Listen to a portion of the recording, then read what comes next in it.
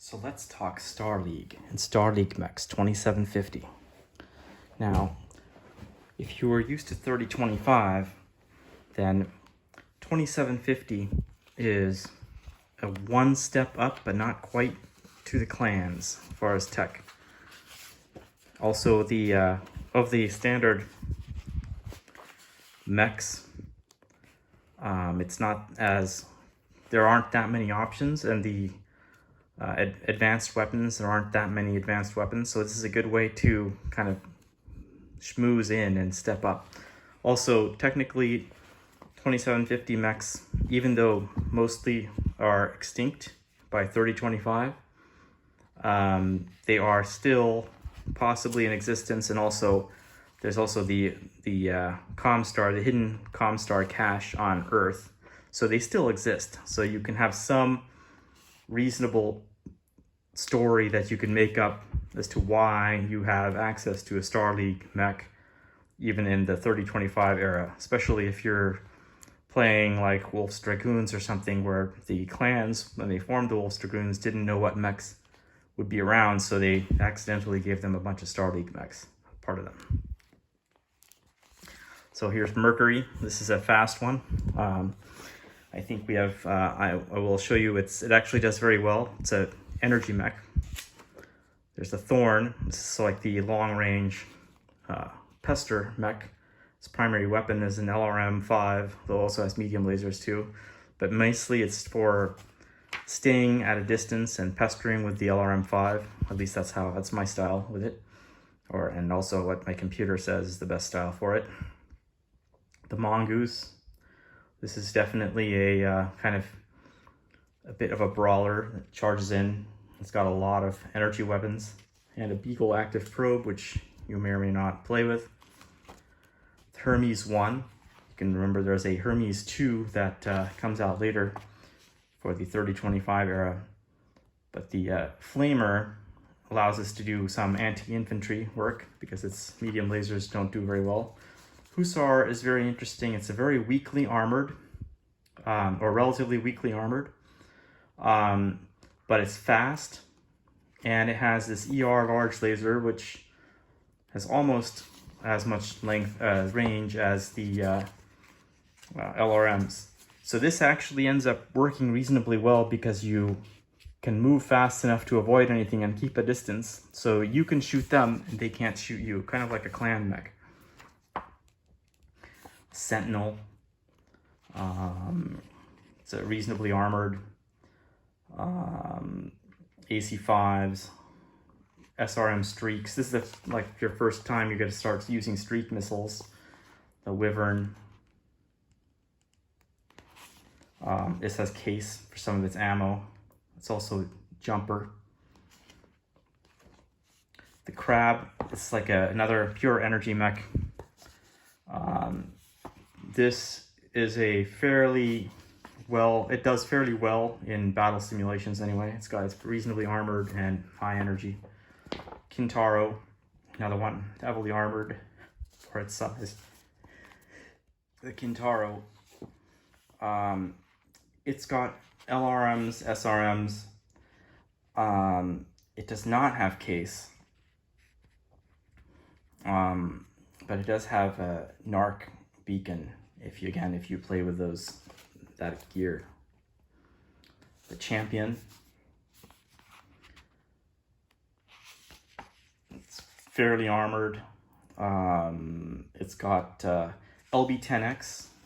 LB-10X is interesting. It's the first time you get to use an LB-10X going up in tonnage in the Star League mechs. The LB-10X is the ultimate anti-vehicle weapon. Or crit seeking later on. You start with slugs, although here you only have kind of one bin of ammo that gives you 20 shots. But if you are going against vehicles, you want to use the scatter shot, the bird shot. And if you're going against mechs, you want to use slugs. And the reason for that is a vehicle often gets killed with random non-armor penetrating crits, whereas mechs generally get killed because you have penetrated armor. So against a mech, you want to use slugs, and against vehicles, not just VTOLs, but any vehicle, any tank, you want to use the birdshot. Well, you're hoping for a random motive hit or critical ammunition explosion, entire vehicle destroyed, or crew kill type scenario just by rolling one of those crit hits. On a vehicle, you can often get a kill without going through the armor that way. Okay, Lancelot, yet another Star League energy mech. Exterminator. This one's kind of like getting bigger and bigger here. These energy mechs. This one's got a lot. This one's also got an LRM-10, and it's also got an anti-missile system. Again, making the game rules more complicated. The Bombardier, it's sort of like an Archer, but I don't. It's got LRM-20s and SRM-4s. However, I'm not excited about the ammo, the amount of ammo that it has, for the fact that it has 2 LRM-20s. So it doesn't have much staying power. So you may I think of this as not necessarily as good as an Archer, but nevertheless it exists. The Guillotine, another jumping mech. This one is a fairly well-performing in battle, at least in my computer sims versus other mechs. This one does pretty well.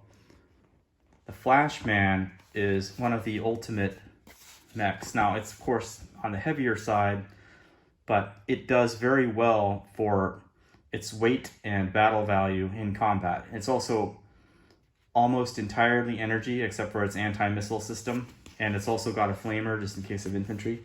So the Flashman is one of the premier performance mechs, 75 tons.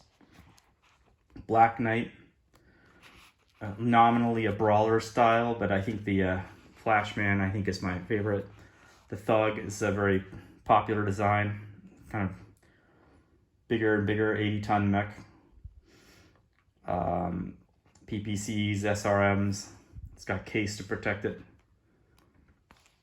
But again, as you're getting into these larger assault mechs, it also gets slower, but this one is a 4.6, which means it's pretty fast. It's kind of like a Zeus almost. The Crockett, this jumps, but it only just barely lumbers along at 3.5. It has ER large lasers, and has two SRM6s and the LB10X again, which is really good because you can choose. Also, it's got 2 ammo bins for the LB10X, so you can kind of choose whether you want slugs and birdshot, and you can switch back and forth. Then there's the Highlander. This one is very high battle value. However, I am somehow unimpressed by its performance compared to, for example, the Atlas and the other mechs that have lower battle value. This one, even though it's nominally better, it's also much higher battle value. It's like over 2,200 battle value, if I remember, whereas like an Atlas is only 1,800. So again, this is good, but you pay for it a lot in extra battle value. And then there's the King Crab. This is nominally compared to an Atlas as like the alternative, your 100-ton alternative. But I kind of think that it has too little AC-20 ammo, and once you've run out, that's it, you're done. And also you have to be careful, because if you fire your AC-20s, you still do get quite a bit of heat from those. So it's kind of not that heat sunk. You're vulnerable to overheating and running out of ammo with it. And once your AC-20s are done, you're basically just a big pile of armor. Your LRMs and your large laser just aren't really enough.